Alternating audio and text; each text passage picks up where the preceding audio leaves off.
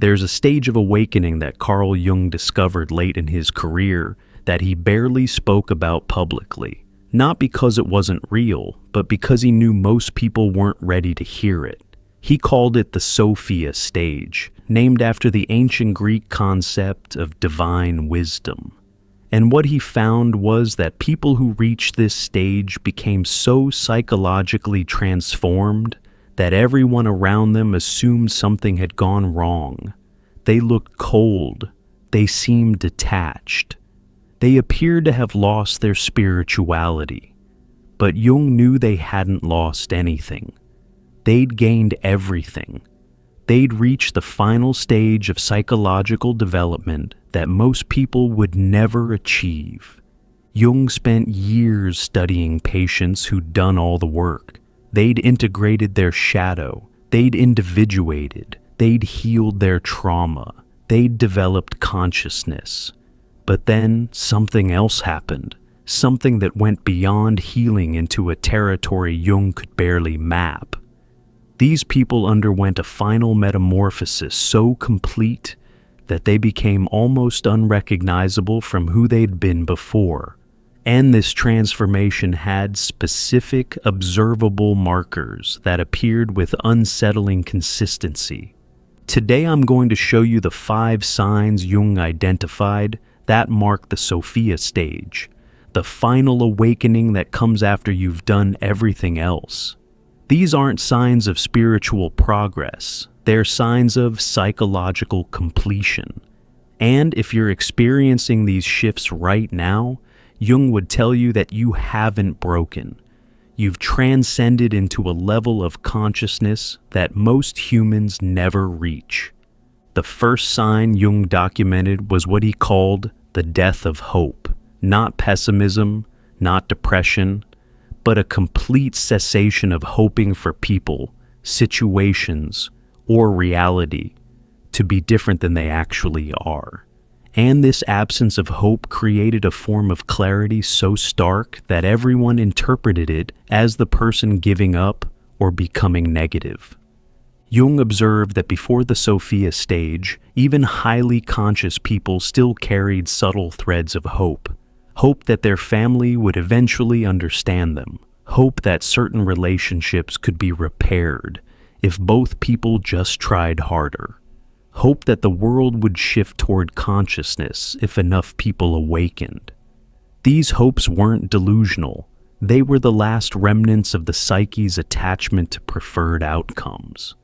But people entering the Sophia stage experienced something profound.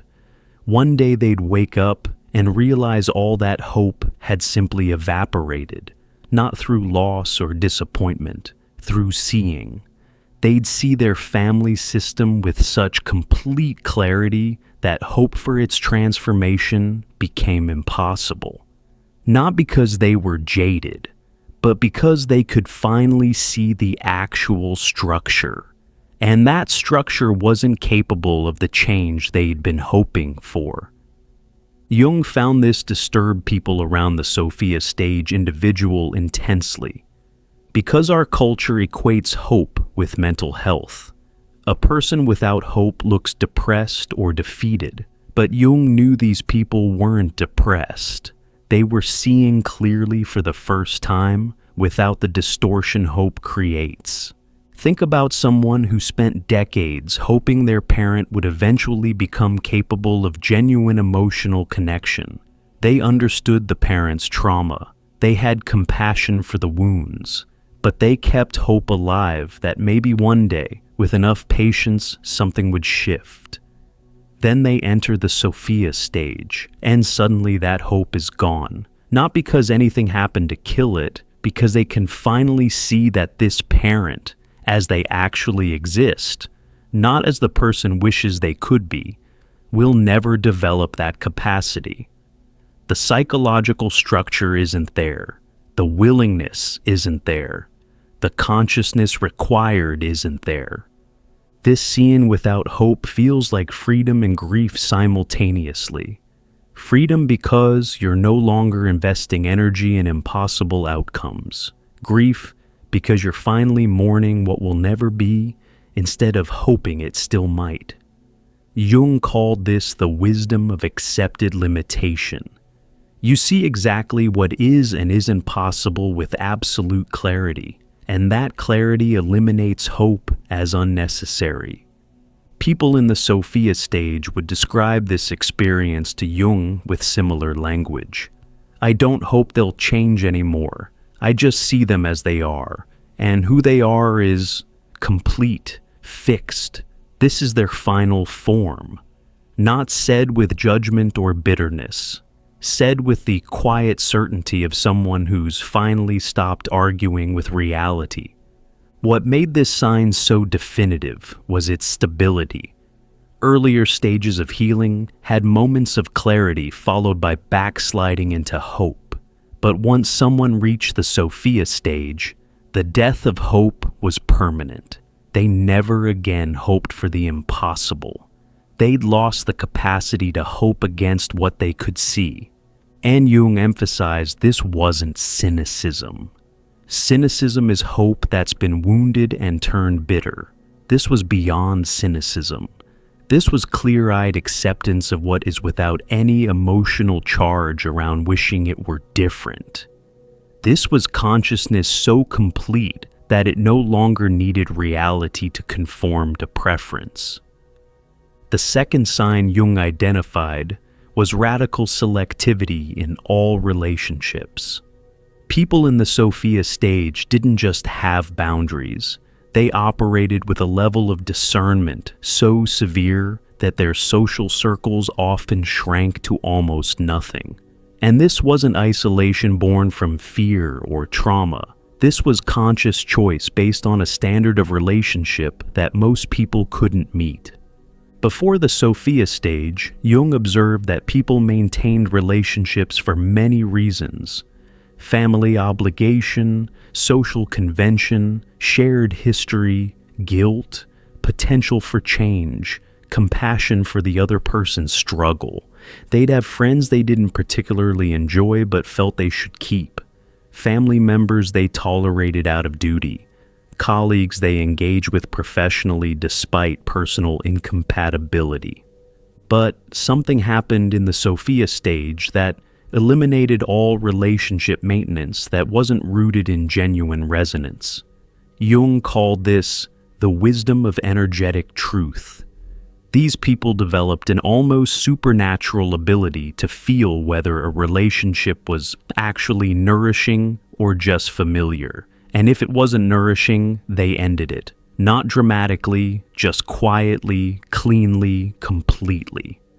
This looked cruel to outside observers. The Sophia stage person would cut off relatives without explanation, would stop returning calls from friends they'd known for years, would end relationships that looked perfectly functional to everyone else. People would say they've changed, or they've become cold, or they think they're too good for everyone now. But Jung saw something different. These people hadn't become cold, they'd become honest. They'd lost the ability to pretend that relationships were meaningful when they weren't. Lost the capacity to maintain connection out of obligation. Lost the willingness to participate in relationships where they had to edit themselves to be acceptable. Jung documented what he called the Sophia stage standard for relationship. Both people must be capable of seeing and being seen completely. Both must be willing to be honest, even when honesty is uncomfortable. Both must be committed to their own consciousness and growth. Both must be able to hold space for the other's full humanity, without needing them to be different. Both must generate more energy together than they consume from each other.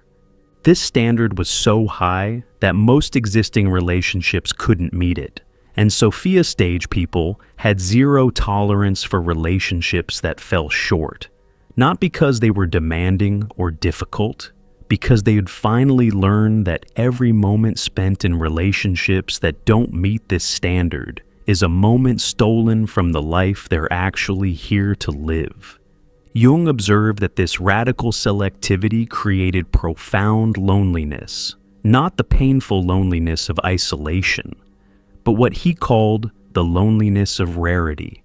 These people were lonely because they'd become so psychologically refined that compatible others were extraordinarily rare. They weren't lonely because they couldn't connect. They were lonely because there were very few people evolved enough to connect with. But here's what Jung found remarkable. This loneliness didn't devastate them the way earlier loneliness had. They preferred the loneliness of authenticity to the company of relationships that required them to be less than they were. They'd rather be alone and whole than connected and fragmented. And that preference was absolute, unshakable, permanent. The third sign Jung documented was the end of teaching, fixing, or awakening others. Sophia stage people completely stopped trying to help people who weren't asking for help. They lost all missionary impulse to wake people up, share their insights, or guide others toward consciousness. Not because they'd become callous, but because they'd finally understood something about consciousness that changed everything. Before this stage, Jung observed that conscious people often felt compelled to share what they had learned. They'd see someone suffering from patterns they'd overcome and want to help. They'd recognize unconsciousness in family or friends and attempt to illuminate it. They'd have insights and feel obligated to offer them. This impulse came from genuine compassion, combined with the belief that consciousness could be transferred through explanation. But Sophia stage people had lost this belief completely. Jung called this the wisdom of sovereign development. They'd seen, not just intellectually, but experientially, that consciousness cannot be given or taught.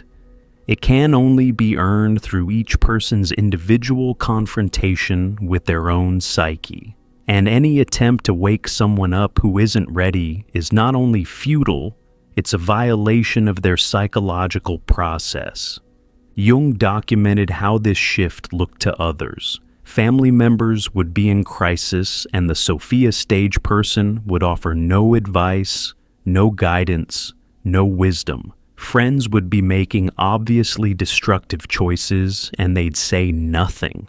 People would directly ask for help, and they'd respond with, "I trust you to figure out what's right for you," instead of sharing what they knew. This infuriated people who were used to the person being a source of insight and support. Where did all that wisdom go? Why won't you help me? Why are you being so withholding? But the Sophia stage person wasn't withholding. They were honoring. They'd learned that genuine help means allowing people to have their own experiences and develop their own consciousness at their own pace. Jung found this was perhaps the hardest sign for Sophia stage people to integrate because it contradicted everything culture teaches about compassion.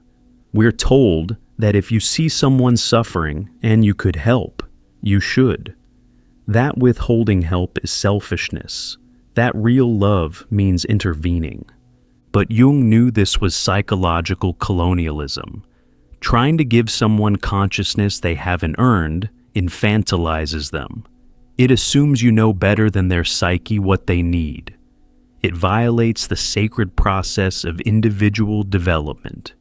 Real compassion, Jung taught, is witnessing someone's struggle without interfering, trusting that their psyche is using their suffering to forge the consciousness they need.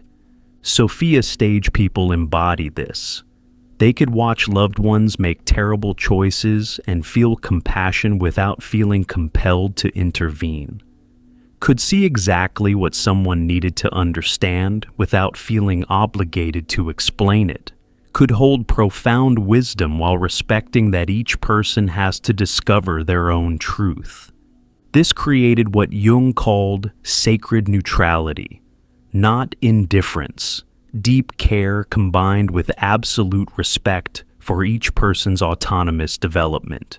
They loved people enough to let them struggle, trusted consciousness enough to let it unfold naturally, had released the ego's need to be the helper, the healer, the awakener.